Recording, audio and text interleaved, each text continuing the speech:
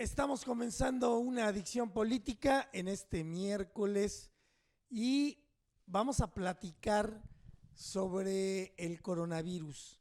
Ya la Organización Mundial de la Salud la declara pandemia, de epidemia pasa a pandemia por el número de países afectados y el número de personas enfermas.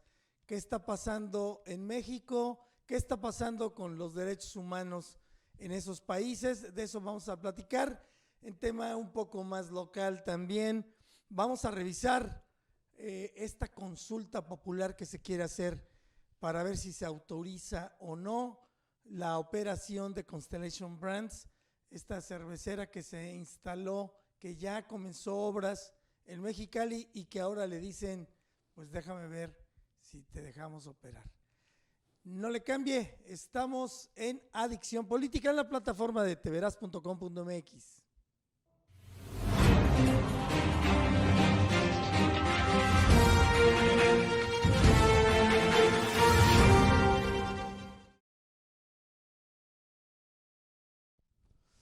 ¿Qué tal? Muy buenas tardes, les saluda un servidor Alfredo Ortiz y gustoso de que me acompañe hoy en el estudio de TVeraz nuestro amigo José Antonio Sordo. ¿Cómo estás? Pues querido Alfredo, muy contento de estar nuevamente por aquí. Yo pensé que me tenías castigado y yo dije, pues, a ver si no dije algo malo en algún programa. Una de dos, no hay de otra. O te portaste mal, algo hiciste, o como fue tu cumpleaños a principios de mes. Es más correcto, menos. el 20 de febrero. El 20 de febrero fue. Acaba mi de ser, cumpleaños. entonces.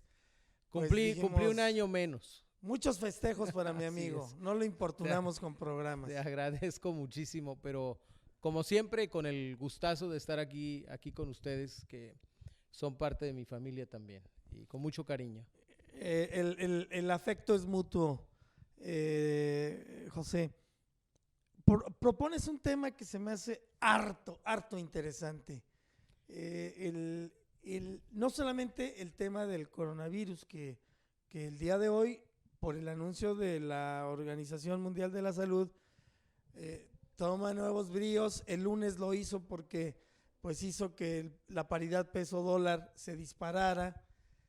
Nos afectó mucho en el sentido de que se cae el precio del petróleo, de los barriles, y se dispara hacia arriba el peso dólar, ¿no? Entonces, pero ahora vamos a hablar de la parte de los derechos humanos. Es correcto, creo que es muy oportuno tocar ese renglón porque es una cuestión personal. Creo que estamos navegando entre el optimismo y la inconsciencia, entre un optimismo completamente irresponsable que va a costar muchas vidas humanas si no se toman las medidas adecuadas, y una inconsciencia ante la gravedad del fenómeno mundial que estamos viviendo. Creo que es una situación completamente difícil y una situación que no se había visto, no se tenía un precedente de una situación tan grave a nivel mundial, no de esta magnitud, y me da a mí mucha tristeza que no se está tomando, no veo al gobierno haciendo su función en materia de prevención.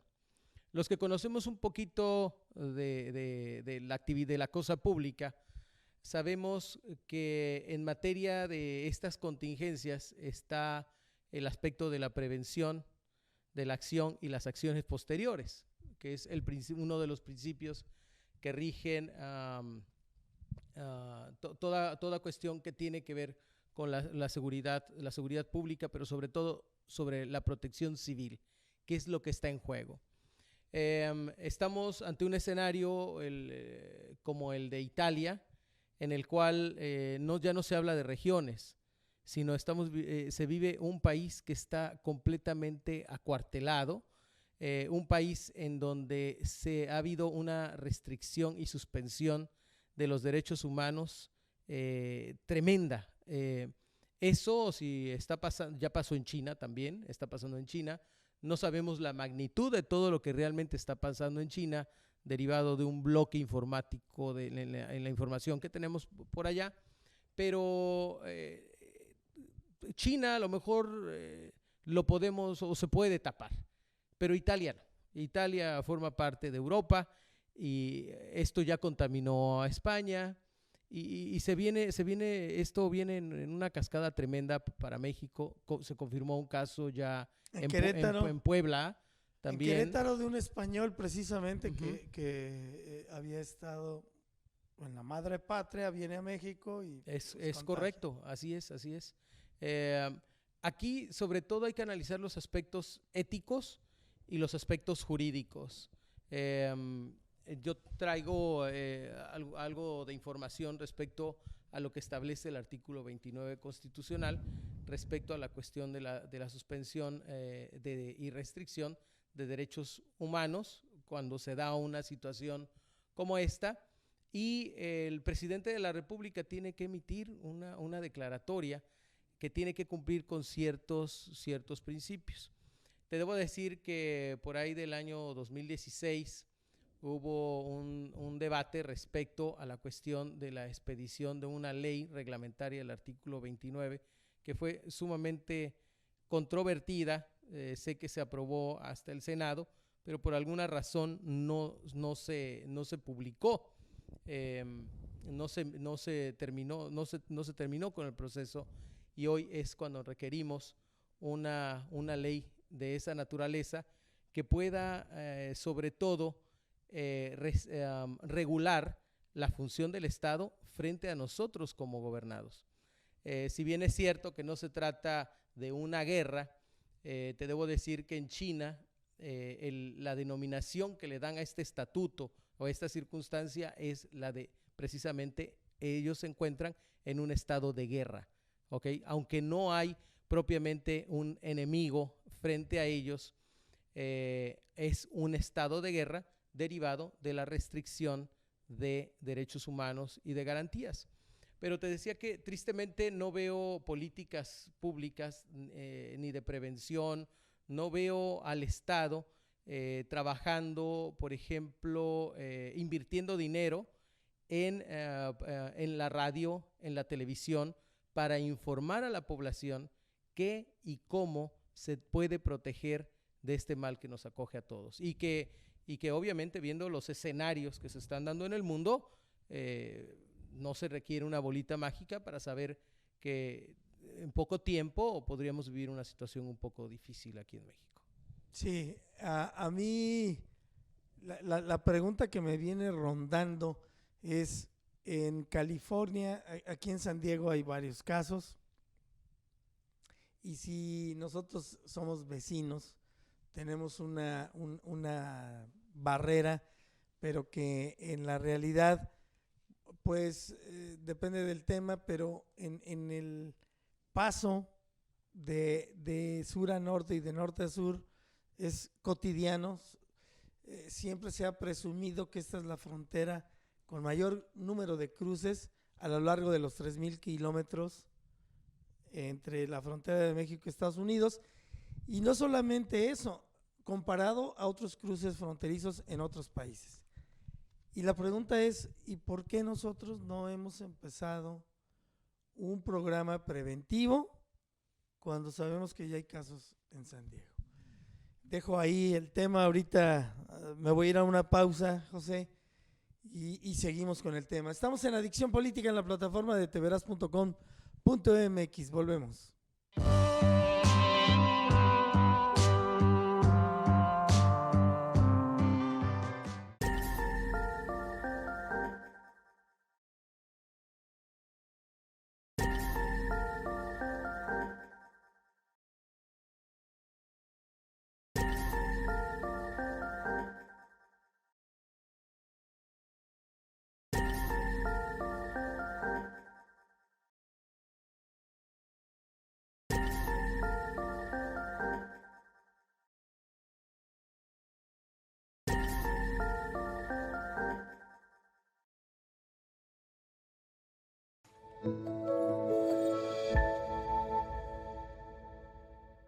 Las diputadas y diputados cerca de ti. La 23ª legislatura nos debemos a los ciudadanos y por eso hemos tomado decisiones para rescatar financieramente al Estado, conscientes de que nuestra obligación principal es con quien nos dio la confianza con su voto. El nuevo presupuesto estatal empieza a generar confianza con la entrega de desayunos escolares calientes para los niños, así como la emisión de una licencia de conducir que será permanente. Las diputadas y diputados cerca de ti.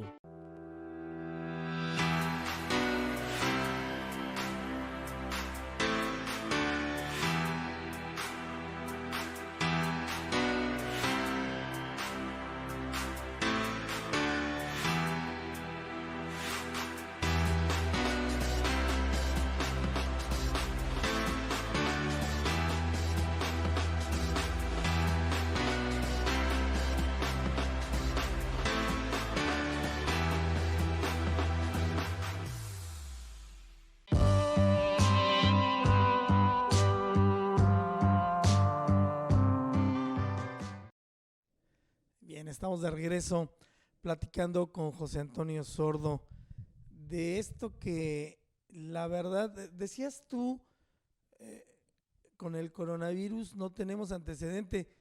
Yo creo que sí tenemos, sobre todo porque en el 99, cuando sale la influenza y surge precisamente en México, ahora sí que no fue algo que nos llegara, sino que de aquí partió hacia el mundo. Creo que es una experiencia parecida, no igual, porque finalmente el hecho de que el coronavirus comenzara en China, que es un país con una extensión enorme, por un lado, y una cantidad de chinos también grande, pues hace que el problema adquiera esas proporciones, ¿no? Y luego, bueno, pues ya el contagio al resto del mundo, pues es todo un reto. Creo que, como dices tú, o hay exceso de confianza, o hay cierta miopía, o no sé si están esperando que haya muchos casos en México para entonces sí tratar de hacer una campaña de concientización, de prevención, ya cuando estén muchos casos. Pero bueno, estamos viendo el impacto que ha tenido en países en términos de los derechos humanos. En China, pues se acordonaron regiones para tratar de contener. Creo que no han sido muy eficaces. En Italia, y refiero a Italia porque José Antonio el año pasado estuvo por allá. Pero no estoy bien.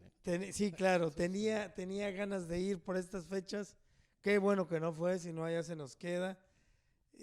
Tengo el caso de un tijuanense, una tijuanense que ya se quedó en Italia. Me van a pasar el contacto de sus familiares para pues difundir este caso. Se quedó ya. Sí, varada en Italia. Sí, es correcto. Entonces, por eso tomo este caso, y porque en Europa creo que el caso donde prendió con mayor rapidez fue Italia, ¿no? Fíjate que, bueno, yo no quiero especular porque no se vale especular, y mi papel como un hombre de ciencia sería criminal hacer algo así.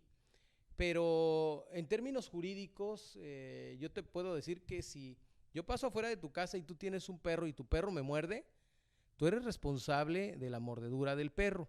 Se dice, no tengo la certeza plena, pero se dice que este virus tiene una patente.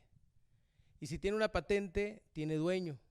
Y si tiene un dueño, hay un responsable.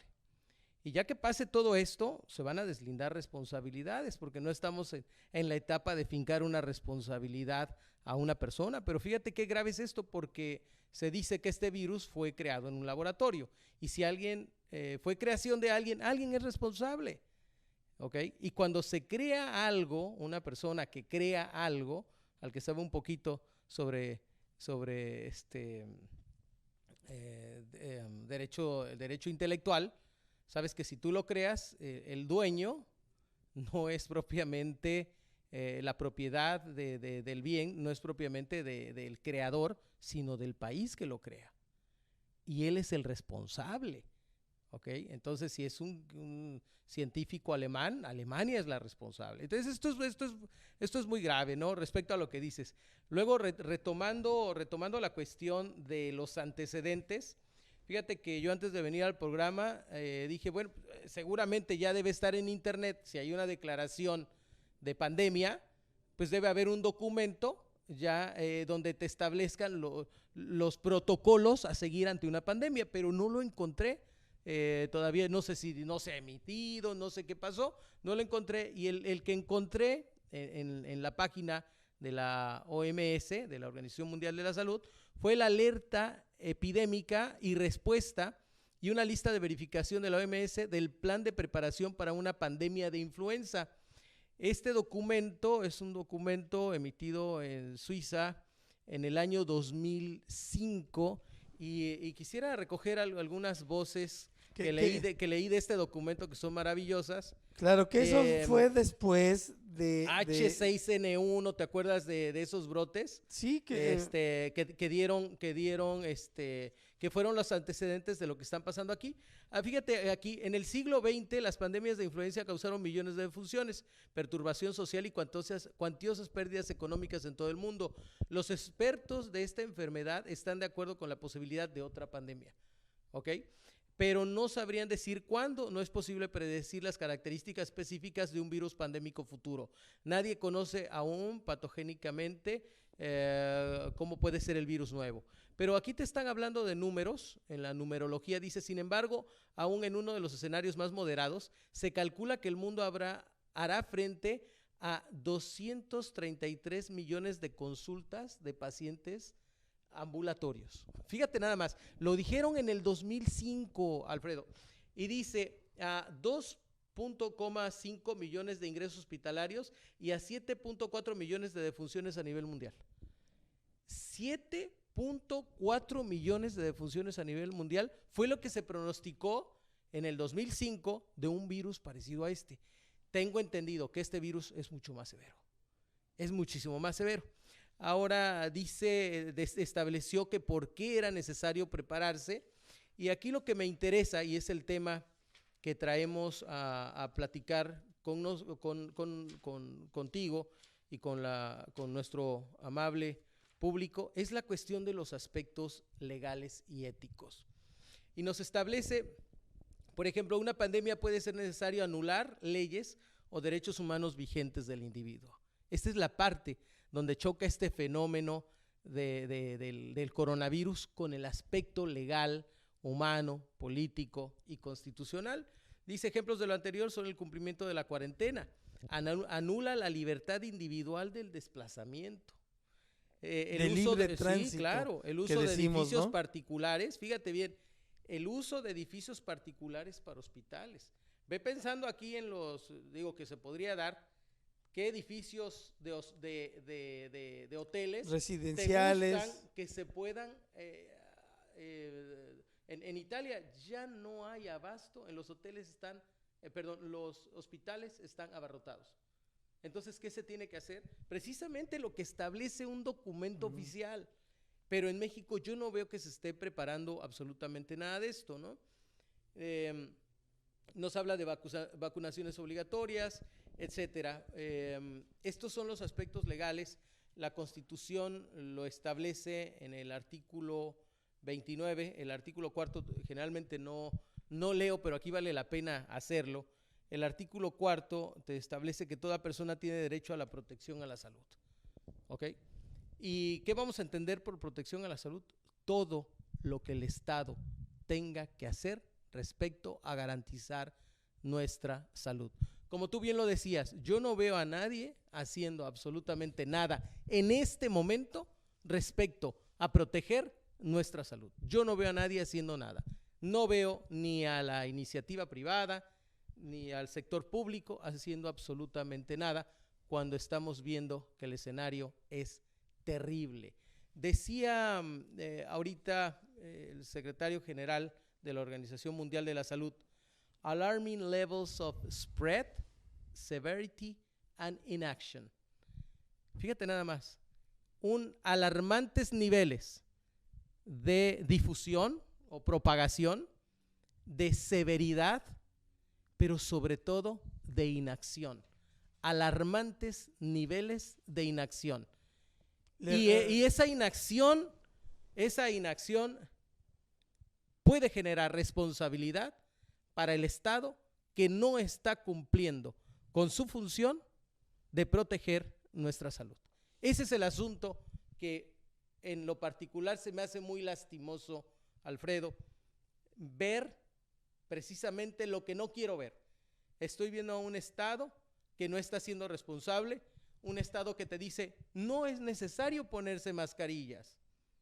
Por el amor de Dios, las mascarillas ya se agotaron. Ha sido una política constante de todos los países. Yo no veo a una comisión de expertos tomando las políticas que han tomado alrededor del mundo para combatir a este mal. Yo no veo a nadie haciendo lo propio y eso es muy poco ético. Ya olvídate de lo constitucional, olvídate de lo legal. Se me hace muy poco ético e inhumano que no se esté haciendo lo que se debe hacer. Y las personas que protestaron cumplir y hacer cumplir y guardar esta Constitución no lo están haciendo en el tema de protección a la salud. Eso es delicado. Por otra parte…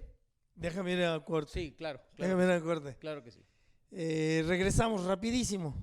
Gracias.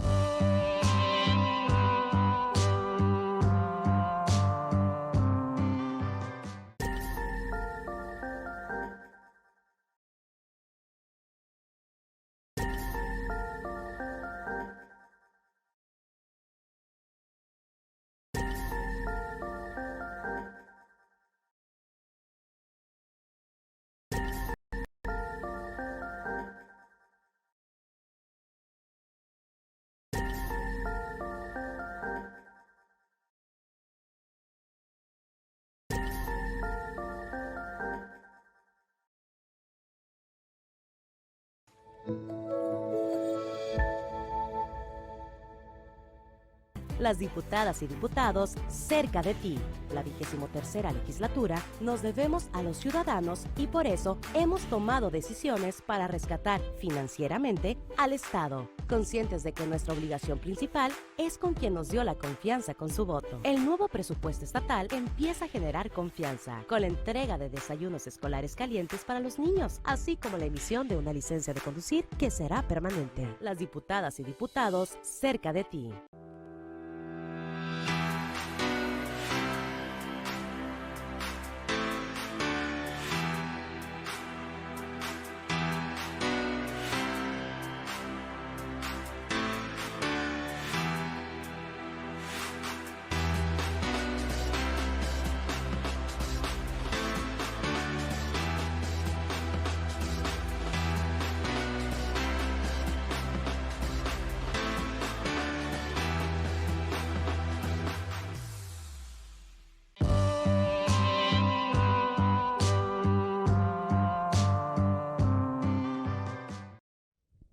Estamos de regreso y te interrumpí, perdón, José. Te comentaba que parece ser que el tema de la sociedad, lo que decimos las familias, lo que decimos en el trabajo, lo que decimos en la calle, a todos los lugares donde vas, el tema de la sociedad no hace colisión con los temas de gobierno y eso es gravísimo.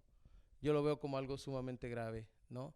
Decíamos que la preocupación del secretario general de la OMS era los grandes niveles de propagación del virus, la gran severidad, porque el virus parece ser que se está fortaleciendo, ojalá Dios quiera y no llegue a mutar al momento, y que es algo natural, porque se está esparciendo y va a reaccionar de manera diferente en situaciones diferentes. ¿Okay? Con otros climas que a lo mejor lo puedan favorecer. No sé, no quiero ser alarmista ni nada, pero tenemos que estar preparados para todo. Entonces, pero los alarming levels of inaction, los alarmantes niveles de inacción. Parece ser que el secretario general de la OMS se aventó una mañanera, no sé qué pasó, leyó un periódico de México, no sé qué pasó, alguien fue de chismoso, yo no sé, de verdad, no sé, algún conservador fue por ahí de chismoso, pero no sé si era dirigido a México o a los países que están con un aro de fe, pero una fe que desborda en la irresponsabilidad, ¿no? Entonces,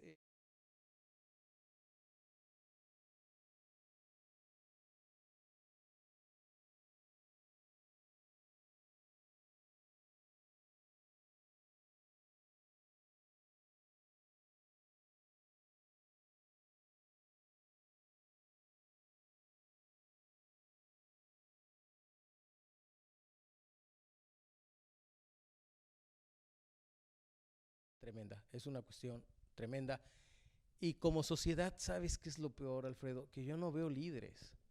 Yo no veo líderes en ningún... Yo no veo gente que esté liderando no hay una líderes causa. en otros temas. Es correcto, yo no veo a alguien que esté liderando algo. Bueno, vamos a hacer esto, somos una sociedad, maldita sea.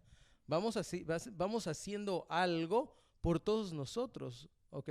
Hay un egoísmo generalizado donde cada quien va a ver por lo suyo y de su puerta hacia adentro, ¿no? Y eso es deshumano también, es una cuestión de una deshumanización tremenda. Quisiera comentarte que te traigo aquí, por ejemplo, una ley de seguridad nacional, ¿no?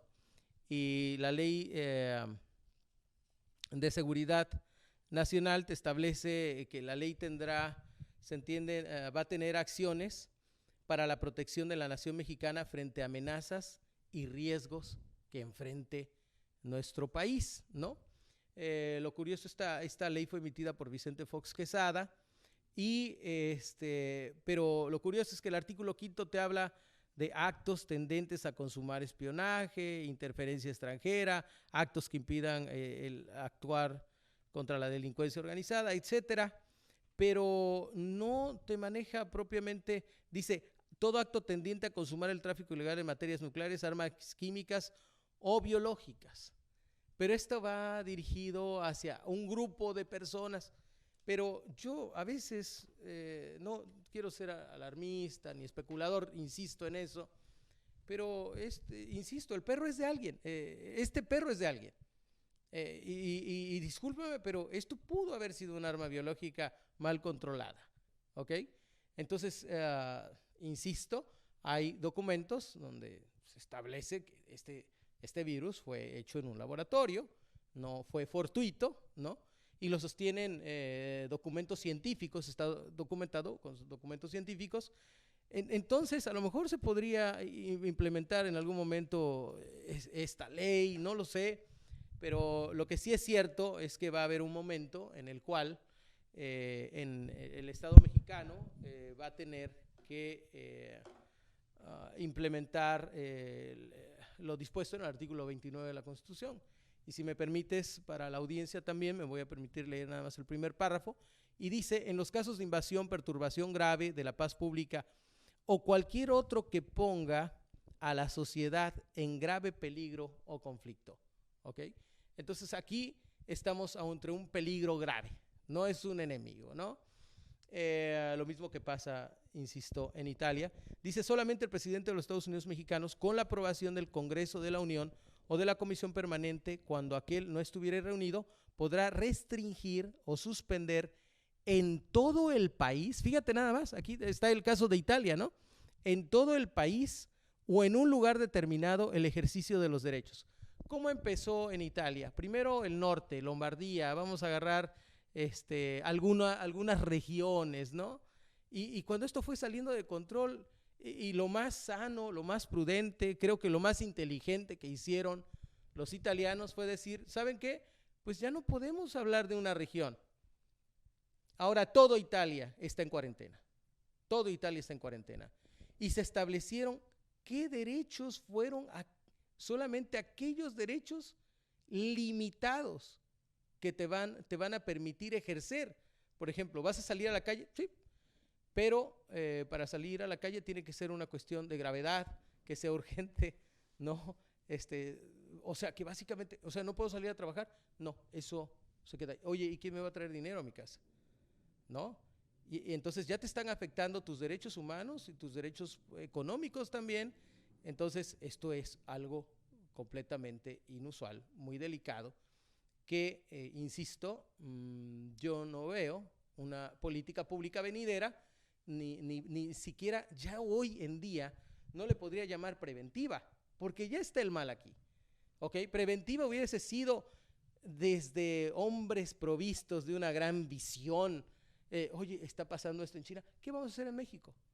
¿Ok? ¿Qué medidas vamos a tomar en México? Creo que las medidas, estamos viviendo un delay de la acción. Eso es altísimamente preocupante. ¿Qué va a pasar cuando venga la suspensión de restricción, la suspensión y restricción de derechos humanos en México? No lo sé. Tenemos la Guardia Nacional ya. En eso sí está preparado el Estado. El Estado está listo para tener su Guardia Nacional para controlar a la sociedad. ¿Ok? Parece que el crimen organizado no hay ninguna intención de hacerlo, ¿no? Hay besos y abrazos.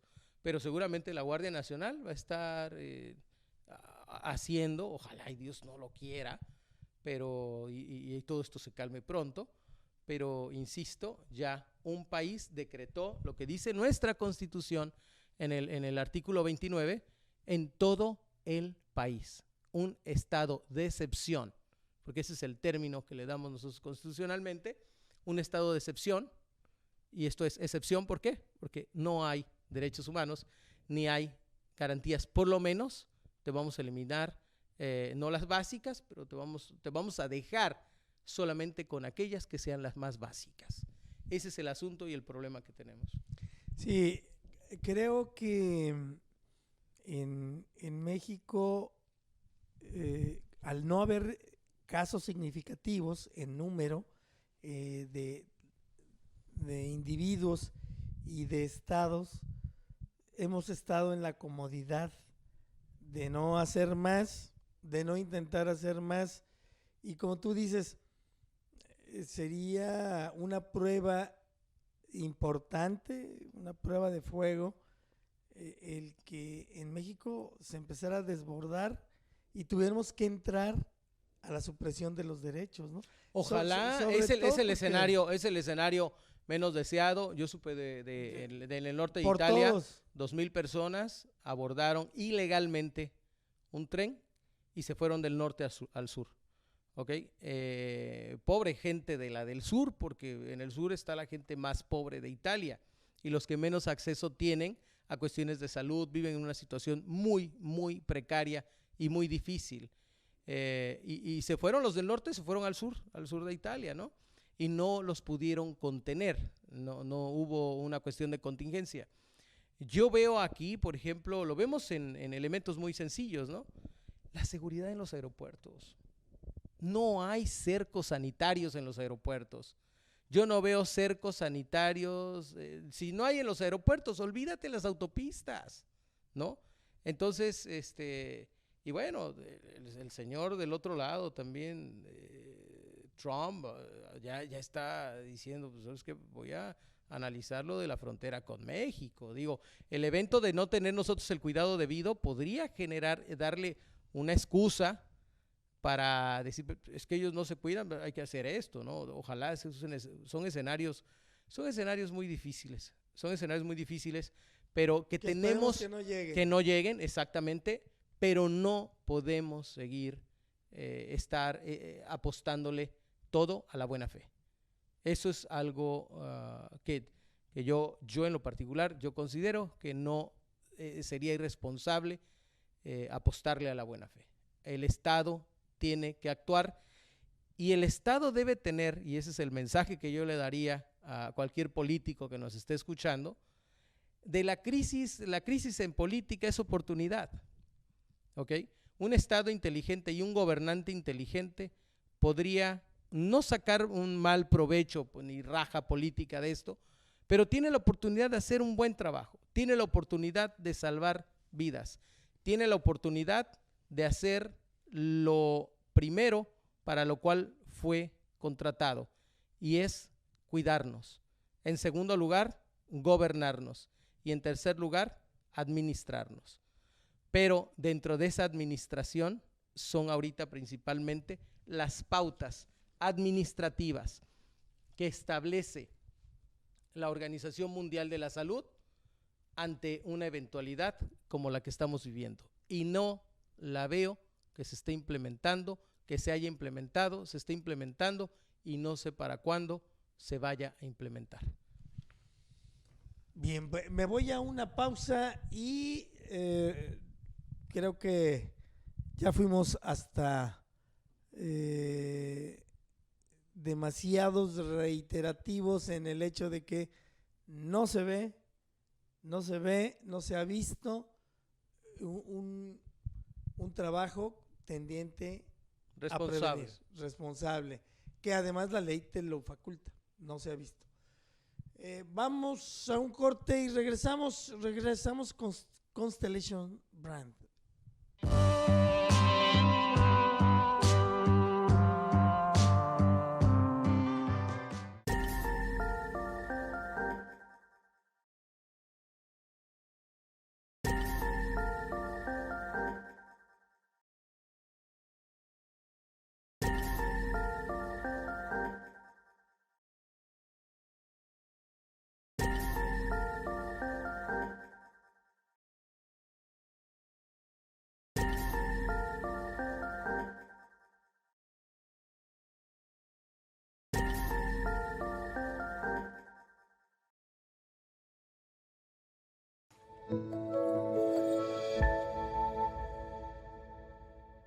Las diputadas y diputados cerca de ti.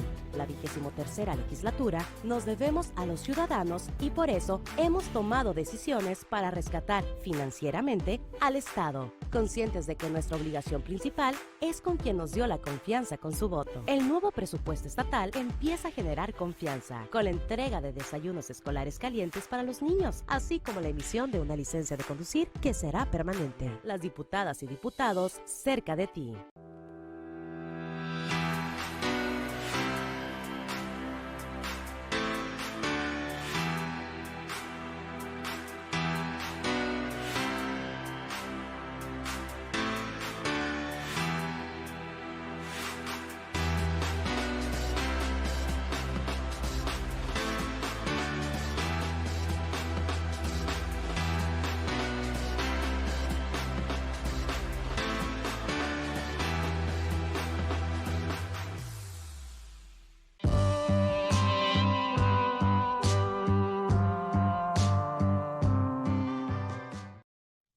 Bien, estamos en Adicción Política en este miércoles.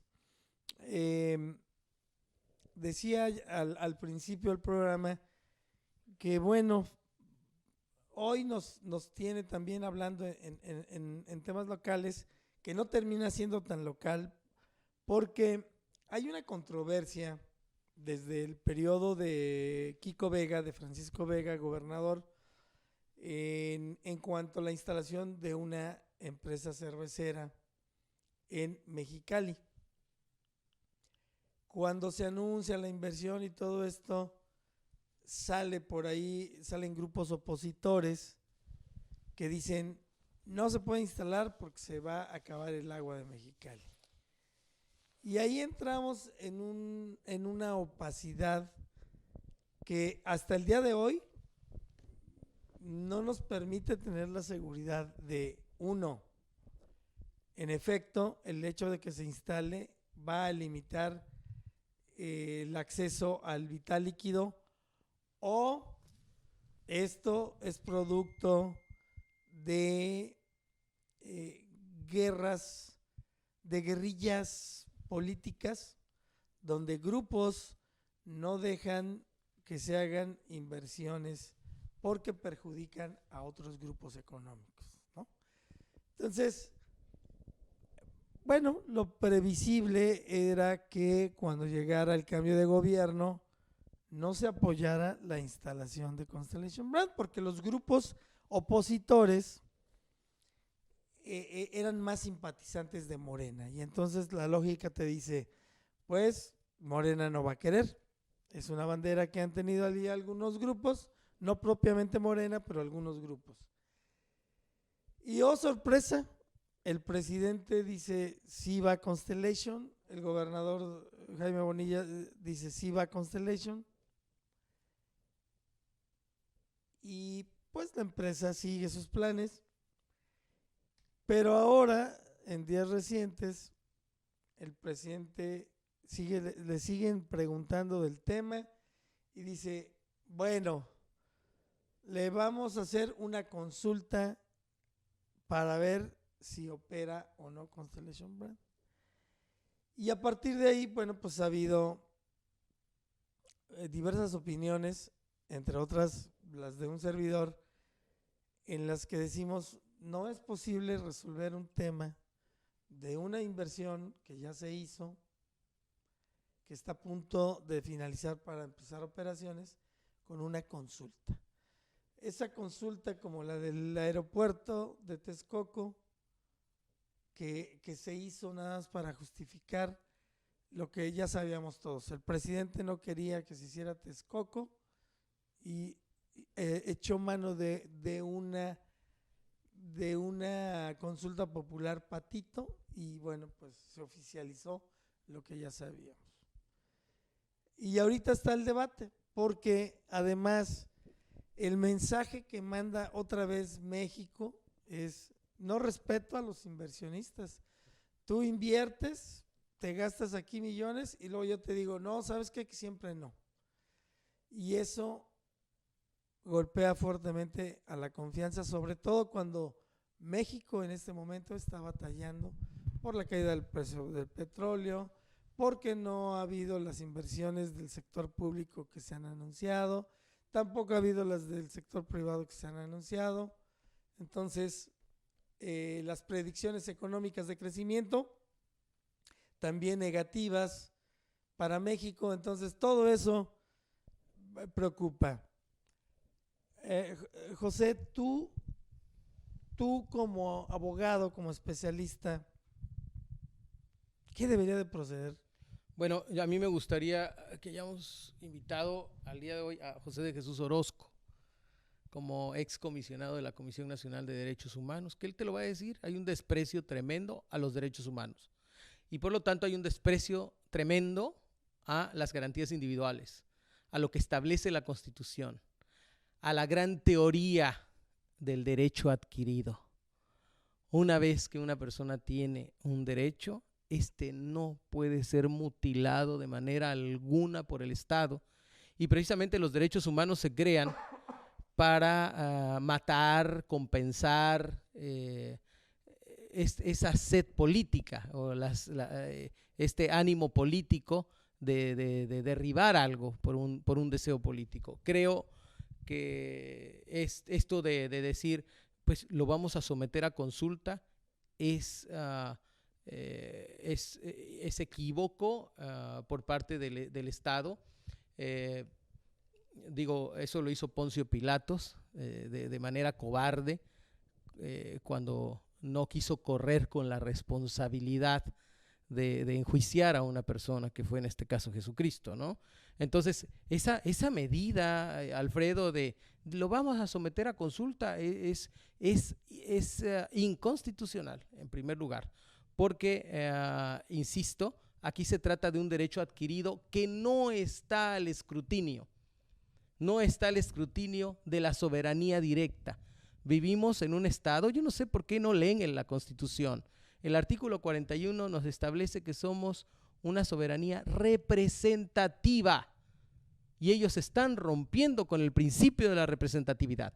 Pero esta representatividad, ¿qué implica? Una responsabilidad, porque el que decide algo tiene que asumir la consecuencia de lo que decide.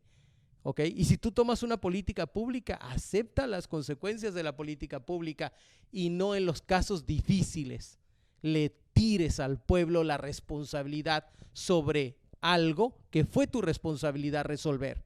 Y se me hace completamente indignante e inconstitucional el evento de que en aquellos casos difíciles, aquellos casos donde hay controversia, en aquellos casos en los cuales hay una coyuntura política muy fuerte, donde el político cobardemente no le quiere dar la cara al asunto, se lo vuelca nuevamente al pueblo, y esa conducta es per se inconstitucional, porque entonces está violentando el 41 y está hablando de una democracia directa cuando nuestra Constitución no lo establece así. Por eso nosotros ponemos, se supone, que a hombres capaces, a hombres con oficio político, para poder mediar entre las fuerzas y solucionar problemas de esta naturaleza. ¿Ok? Voy a ver en un caso así de una cervecería, bueno, tiene un problema con el agua, ustedes tienen esto, oye, vamos a hablar de grandes operadores, pero eso es lo que no tiene México. Yo ya no veo grandes operadores, con todo respeto lo digo, y no es que le aplauda al PRI, al PAN, no, pero había grandes operadores, había gente que hacía ese trabajo fino político, pero cuando todo el reflector está sobre un hombre, ese trabajo fino ya no lo hace nadie. Ya no lo hace nadie, entonces el conflicto se sale de las manos. Entonces, esta es una cuestión de carácter política que tiene que resolverse bajo una norma política y bajo una política pública que atienda a las reglas de la política misma. Sí, y del derecho, ¿no? Yo creo que más de la Constitución. Más, ¿no? La gravedad es que se ha politizado el tema, donde un grupo de supuestos ciudadanos, o no supuestos ciudadanos, sino supuestos afectados por el que se instale Constellation en Mexicali, pues se oponen porque dicen que se van a acabar el agua. Yo quisiera ver ahorita que el gobierno y la empresa y los inconformes que sacaran estudios, que sacaran documentos, investigaciones donde nos dijeran, miren, aquí está documentado por qué se va a acabar el agua. O que nos digan, no se va a acabar y vamos a consumir tal porcentaje que no pone en riesgo el abasto de agua. Pero viene algo muy, muy cierto de lo que tú estás diciendo. Eso se llama fundar y motivar. Y es a lo que está obligado toda autoridad, a fundar y a motivar sus acciones. Nunca establece la Constitución, si no puedes fundar y motivar, delégale al pueblo, regrésaselo al pueblo, hombre, eso es una tarugez, eso no se debe hacer. El político, el gobernante, funda y motiva sus actos. Es decir, te lo voy a dar y te voy a decir por qué te lo doy, y si no te lo voy a dar, te voy a decir por qué no te lo doy, pero hay que asumir los costos políticos, las consecuencias de la investidura que el público ciudadano te dio, ¿no? Al investirte. Ahora, si no puedes, déjaselo a alguien más que lo pueda hacer. ¿Estamos de acuerdo? Pero es muy triste esto que está pasando realmente, y lo único que acusa es falta de oficio político. Punto. Sí, no, a mí me dice, el presidente López Obrador no creo que no tenga oficio político. Más bien acusa a siempre las decisiones tomadas por lo que a mí hace, ¿no? A mi capricho, hoy sí tengo ganas, se los doy, hoy no tengo ganas, se los niego. Habla de actitudes personalistas, de pasar sobre las leyes, uno, y dos, de falta de visión sobre el hecho de nueva cuenta vas a mandar un mensaje al exterior, a los inversionistas, de que en México primero te dicen que sí, inviertes, le metes lana, y luego les dices siempre no. Aquí el asunto es y todos perdemos. Habría que ver hasta dónde la cuestión local tiene que ver y los impactos de todo esto, ¿no? Pero hacen falta gente que concilie. Creo que el mismo equipo le está cargando mucho peso al presidente de la República. No sé si quede claro. No, o sea, son asuntos. Yo lo veo al revés. Yo considero. Yo creo que el presidente concentra, y cuando algún secretario, oye, Toño, estás haciendo tú tu chamba, pero dices algo que no le parece al presidente y él te desmiente públicamente o te regaña y ya, usted estés en paz. Aquí el que manda soy yo. Entonces, no es tanto que los otros estén evadiendo su responsabilidad o no estén trabajando. Simple y sencillamente el presidente es el que toma todas las decisiones en todos los aspectos. Eso es lo que nos está enseñando.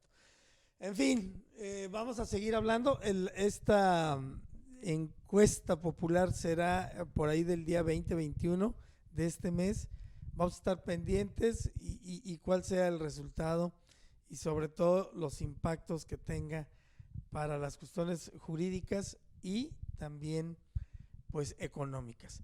José Antonio, un placer, siempre, amigo. Como siempre, un gustazo y deseando de todo corazón que les vaya bien a todos y que Dios le dé la luz que necesiten nuestros gobernantes para poder tomar las decisiones adecuadas y sobre todo salvaguardar vidas, que lo que está aquí en juego son muchas vidas. Y ese tema cuando se pone sobre la mesa ya es delicado per se. Te agradezco mucho, Alfredo, como siempre, ya no me castigues. No, nos vemos el próximo miércoles. Con todo gusto aquí vamos a estar las veces que tengas a bien invitarnos. Gracias. No, gracias a ti. En controles técnicos, Raimundo Rosas, un servidor de Fortis. Le damos las gracias y nos vemos en otra Adicción Política.